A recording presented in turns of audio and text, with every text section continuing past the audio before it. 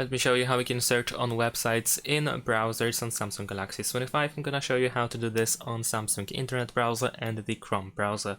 And let's start with the Samsung Internet Browser. In order to start searching here, what you need to do is, first of all, tap on these three lines in the bottom right corner and then choose Find on Page. Now we can enter anything that we are looking for.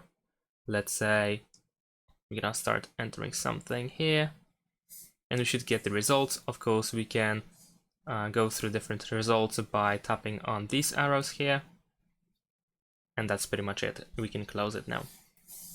Now, if you are using the Chrome browser instead, in that case, we can tap on these three dots in the top right corner, and then once again we will find in Page option, and it works pretty similarly. We can enter whatever we are looking for, and then we can use these arrows at the top in order to proceed with next results. And that is it. Thanks for watching. Leave a like and subscribe to my channel, and see you in my next videos. Bye.